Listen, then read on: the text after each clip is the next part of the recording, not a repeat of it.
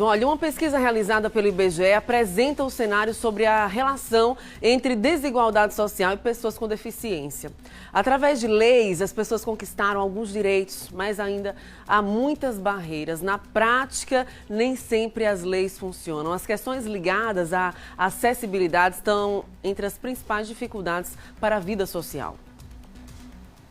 Deficiência física, visual, auditiva e até a múltipla. Seja qual for a PCD, como são chamadas as pessoas com deficiência, elas sofrem na pele as dificuldades no dia a dia de ter uma rotina normal. É o caso do Givaldo, que perdeu a visão aos 29 anos. Pois é, nem tudo é o que parece. O que para muita gente é algo simples, para ele até subir uma calçada que não seja acessível é um desafio. A dificuldade, roda e vira, está do nosso lado. A nossa companhia é a dificuldade, né? A acessibilidade é pouca. Dificuldades como essa existem milhares aqui no Brasil.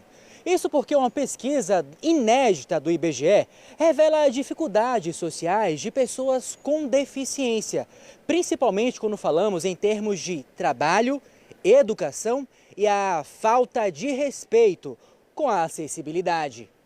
Em relação a nível de ocupação, a cada 100 pessoas com deficiência, somente 32 têm ocupação.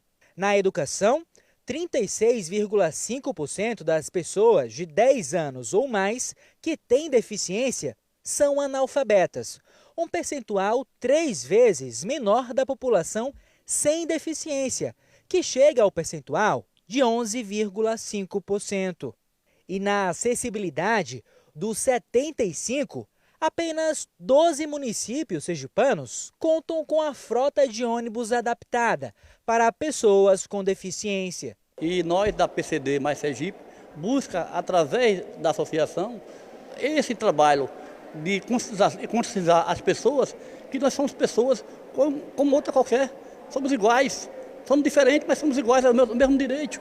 Diante disso, foi criada a Lei Brasileira de Inclusão da Pessoa com Deficiência, conhecida como Estatuto da Pessoa com Deficiência, que aborda princípios como a discriminação, atendimento prioritário, direito à reabilitação e à acessibilidade. Antigamente nós éramos muito discriminados e isso melhorou bastante com a lei, com os direitos, onde os órgãos competentes, as pessoas em si, a sociedade em si, abriram os olhos para 45 milhões de pessoas com deficiência no Brasil, aonde ela busca seu espaço, como outra qualquer, no seu direito de ir e vir, como garante a Constituição. Temos muito a avançar ainda, tem muitas coisas ainda, por exemplo, o seu direito de ir em um estacionamento garantido por lei, as pessoas respeitar isso, falta as pessoas respeitar o meu direito de ir e vir em qualquer espaço como cidadão, as calçadas niveladas, o cadeirante poder trafegar normalmente, entendeu? Que não tenha essas barreiras atitudinais, é que nós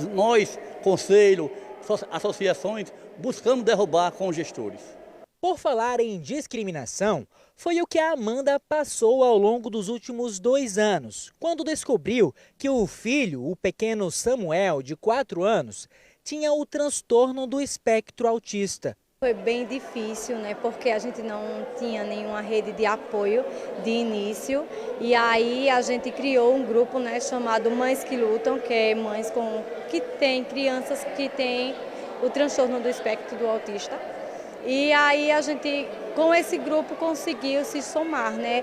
De início surgiu a gente fazendo manifestações e reivindicações pelos direitos dos nossos filhos.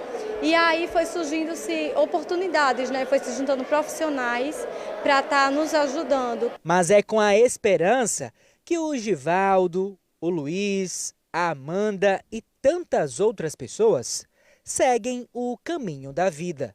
Hoje, junto com as mães, a gente consegue marcar uma reunião com os órgãos para que a gente venha ser atendido de uma forma digna.